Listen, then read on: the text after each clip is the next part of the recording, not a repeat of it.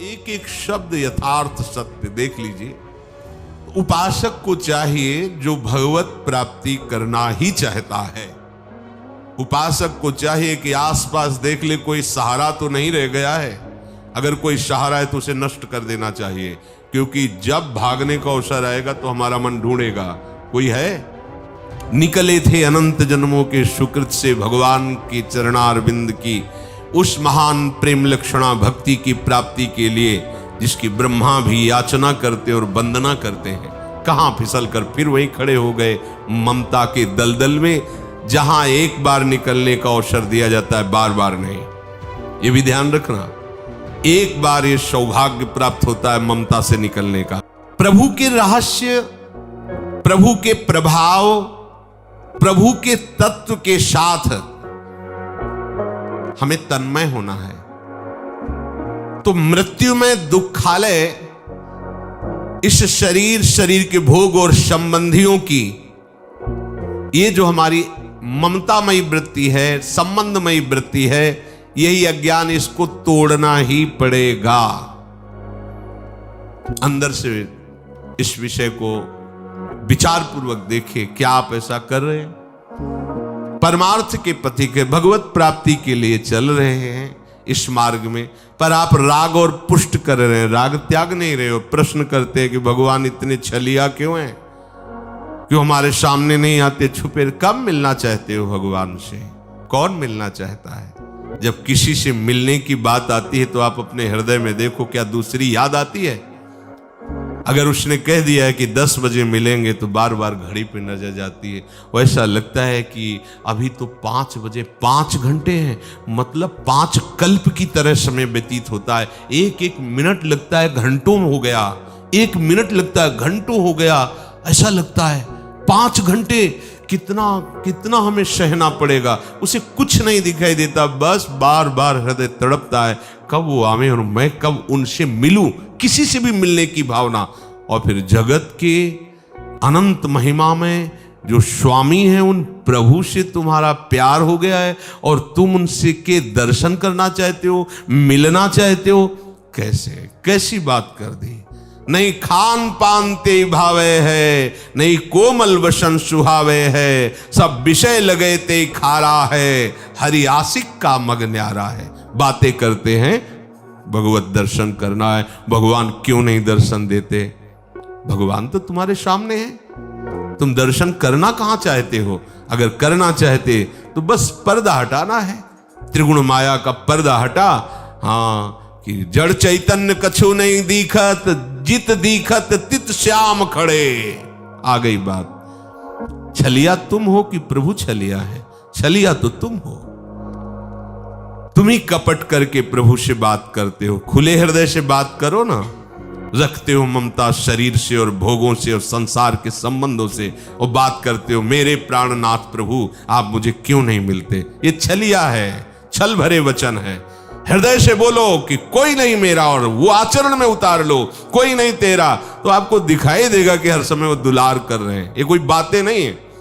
ये जो भगवत प्रेमी महात्मा पूरा जीवन भगवान के भरोसे और आश्रय में गुजारने वाले हैं, अगर इनको अनुभव ना होता तो किसके सहारे जीवन चला, किसके सहारे वो जी रहे हो? कोई पक्षपात लेके थोड़ी भगवान की जय बोलते हैं। उनकी छाती जय बोलती है, उनका हृदय जय बोलता है, उनका रोम रोम।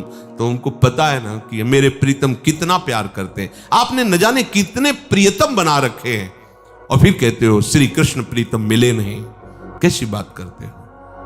देखो ना, जिनको श्री कृष्ण प्रीतम लगे उनकी दशा देखो ना, शास्त्रों में वर्णन है कैसी दशा। पूरी रात निकल जाती है, एक पलक भी नहीं झपकती, आंखें रास्ता देखती रहती, कब मेरे प्रभु आएंगे। दरस बिन दुखन लागे नैन, कभी भी चैन नहीं मिलता, कुछ अच्छा नहीं लगता। ऐसी व्याकुलता कि प्राण ऐसे फूल जैसे लगते हैं। अगर प्राण चढ़ाने से प्रीतम मिले तो करोड़ों प्राण न्योछावर उनके चरणों में। यो लोक बंध मुन मूलयति, जो लोक बंधन का त्याग कर दे। कहां है, कहां परमार्थ का पथिक है? देखो ना, भीड़ भाड़ विषयी पुरुषों के संग और विषयी पुरुषों से दूरी बना के यहां थोड़ी चूक हो जाए तो वो जाके विषयी पुरुषों के पास बैठता है, क्योंकि मन मारना आया ही नहीं और मन विषयों से जीवित रहता है। अब वो विषयी पुरुषों के जा चोरी चोरी चुपके चुपके से भाग करके विषयी पुरुष, क्या ये कर रहे हो? तुम स्वयं अपना नाश कर रहे हो। परमार्थ के मार्ग में कदम रख करके स्वयं ऐसी गलती कर रहे हो जिससे तुम्हें ये जो सुविधा मिली है मनुष्य शरीर की, भगवत भक्ति की, ये सब छिन जाए। ऐसा क्यों करते हो? तुम अपने स्वार्थ को भी नहीं जान पा रहे हो। मन बुद्धि की चाल में आकर के ऐसे दुर्लभ तन को, ऐसे दुर्लभ संग को, ऐसे दुर्लभ लाभ को आप समझ नहीं पा रहे। निस्त्रैगुण्यो भवति, ये त्रिगुण माया का बड़ा प्रभाव है। कभी कभी अच्छे उपासकों के हृदय में भी ये अपना प्रभाव दिखाती है।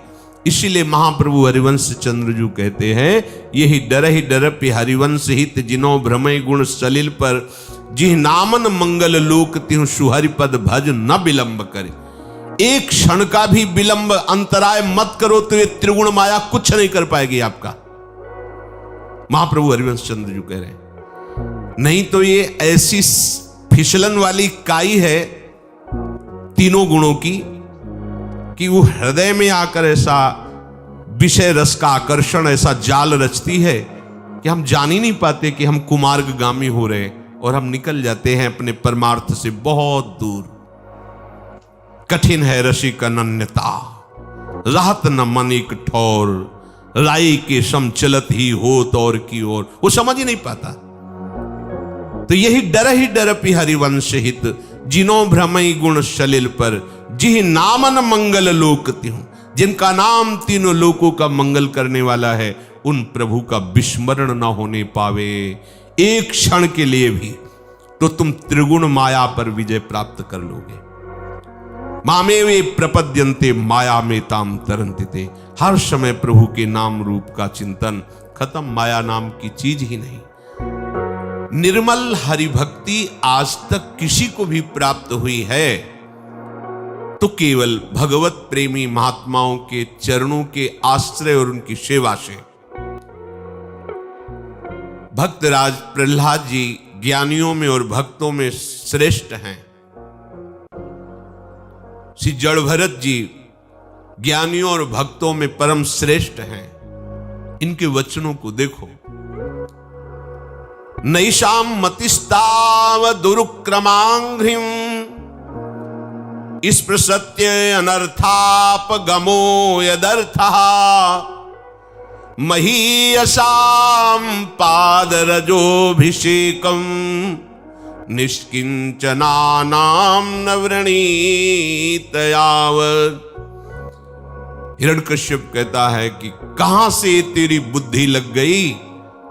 हमारा शत्रु है हरि और तू उसकी आराधना करता है, किसने सिखाया? हे दैत्यराज, जिन भगवान श्री हरि के चरणों का स्पर्श, चिंतन, आश्रय समस्त विपत्ति, संकटों और अनर्थों का नाश कर देता है, ऐसे श्री हरि चरणों में तब तक किसी को प्रेम हो ही नहीं सकता जब तक भगवत प्रेमी अकिंचन महात्मा के चरणारविंद की धूल से अपने शरीर को अभिषिक्त नहीं किया जाएगा। महीयसाम पादरजोभिषेकम निष्किंचना नाम न वृणीत यावत, यावत तब तक उसके हृदय में विशुद्ध हरि भक्ति नहीं आ सकती जब तक भगवत प्रेमी महात्मा के चरणारविंद की धूल अपने शरीर में न लगाई जाए। अभिषिक्त करे, अभिषेक करे। रहुगण ने जब श्री जड़ भरत जी के महामहिम स्वरूप को उनकी वाणी से समझा, आश्चर्य माना। इतनी ऊंची भूमिका ज्ञान की, चरणों में पड़ गए और बोले ये ज्ञान कैसे प्राप्त होता है, ये विशुद्ध भागवत तत्व का अनुभव कैसे होता है?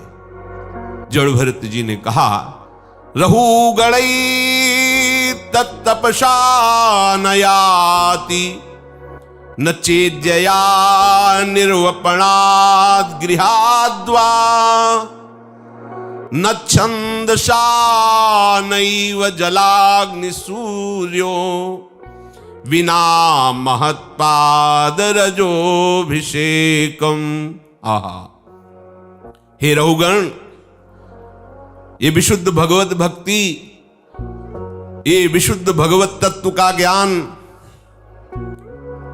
चाहे जितनी कोई तपस्या कर ले, यज्ञ कर ले, दान कर ले, गृहस्थ आश्रम के पूरे सत्कर्म कर ले, खूब परोपकार कर ले, वेदाध्ययन कर ले, जल की उपासना, अग्नि की उपासना, सूर्य की उपासना कर ले, तो भी ये नहीं प्राप्त होता।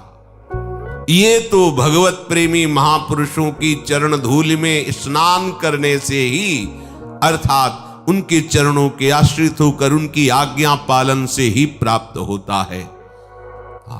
रहु गणित तत्तपसा न याति न चेज्जया, निरूपणाद गृहाद्वा न छंदसा नैव जलाग्नि सूर्योर। बिना महत्पाद रजोभिषेकम, बिना महापुरुषों की चरण का आश्रय लिए, उनकी चरण रज का सेवन किए, विशुद्ध बोध और विशुद्ध भक्ति प्राप्त हो ही नहीं सकती। महापुरुषों का सेवन संसार का राग मिटा देता है। कोई ये ना समझे कि सेवन का तात्पर्य केवल उनके शरीर सेवा में जो है वही सेवन कर रहे हैं। शरीर सेवा भी सेवन शब्द की एक अंग की पूर्ति करता है। उनके समीप रहना, उनकी शरीर सेवा करना, यह संपूर्णता सेवा नहीं है, एक अंग है सेवा का। जब तक हम उनकी आज्ञा के अनुसार नहीं चलेंगे तब तक संपूर्ण सेवा नहीं मानी जाएगी। आज्ञा शम न सुसाहब सेवा, उनके मन के इशारे पर जो चलता है, मन मन की रुचि जानी नेह विधि अनुसरे। हमारे सदगुरुदेव क्या चाहते हैं, हम जिन संत का आश्रय लिए वो हमें कैसे चलाना चाहते हैं, वैसे बिल्कुल कोई भी मनमानी नहीं, उनके अनुसार अपना जीवन निर्माण करना। अभी तक मन बुद्धि के अनुसार जीवन का पतन हुआ, अब गुरुदेव के अनुसार निर्माण होगा हमारे जीवन का। इस बात को सर्वदा और सर्वथा समझनी चाहिए कि महापुरुषों की सेवा का सीधा अर्थ है उनकी आज्ञा में रहना, उनके आश्रय में रहना। परंतु ममता देह की और देह संबंधियों की, ये सबसे बड़ी बाधा है संत महापुरुषों का आश्रय लेने में। एक एक शब्द यथार्थ सत्य देख लीजिए। जिन महापुरुषों के संग से भगवत तत्व का बोध या भगवत प्रेम होता है, उन महापुरुषों का सेवन करने में सबसे बड़ी बाधा है शरीर की ममता और शरीर संबंधियों की ममता। ये बहुत बड़ी बाधा है।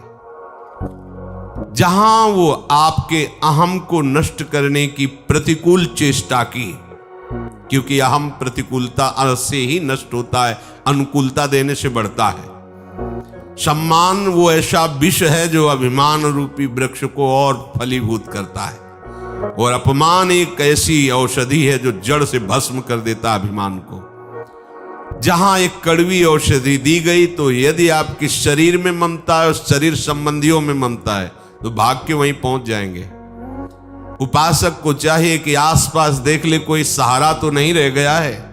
अगर कोई सहारा है तो उसे नष्ट कर देना चाहिए, क्योंकि जब भागने का अवसर आएगा तो हमारा मन ढूंढेगा कोई है जो हमें सहयोग दे सकता है। हाँ है ना, पेंशन आती पिताजी की, वो है, बढ़िया व्यवस्था है, जाओ। निकले थे अनंत जन्मों के सुकृत से भगवान के चरणारविंद की उस महान प्रेम लक्षणा भक्ति की प्राप्ति के लिए, जिसकी ब्रह्मा भी याचना करते और वंदना करते हैं। कहां फिसल कर फिर वहीं खड़े हो गए ममता के दलदल में, जहां एक बार निकलने का अवसर दिया जाता है, बार बार नहीं। ये भी ध्यान रखना, एक बार ये सौभाग्य प्राप्त होता है ममता से निकलने का। अगर आपने उस कृपा को ठुकरा दिया तो जीवन में तुम्हारी सामर्थ्य नहीं कि उस दलदल से निकल सको, क्योंकि केवल कृपा ही तुम्हारी ऊपर ममता से निकालने की सामर्थ्य प्रदान करेगी और दूसरी नहीं।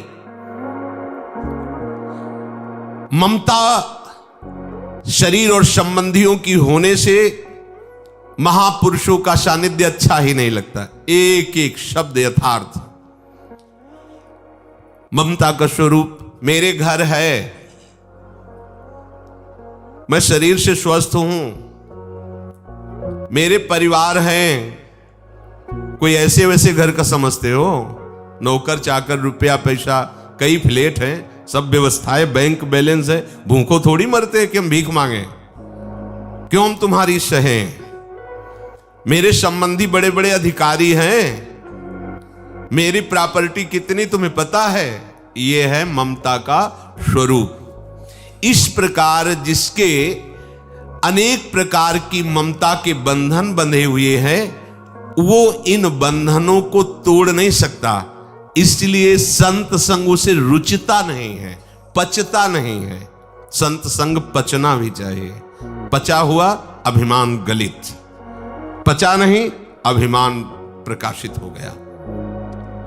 इस ममता के बंधन को तोड़ेगा संत संग ही, पर संत संग करने के लिए कुछ तो ममता छोड़नी पड़ेगी।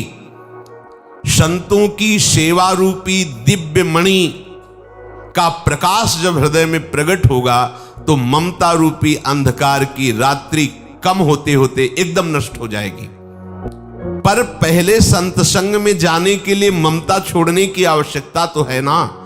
अतएव संसार के इन ममत्व के स्थानों पर जननी जनक बंद सुत दारा तन धन धाम सुहृद परिवारा सबकी ममता ताग बटोरी मम पद मन ही बांध बर डोरी।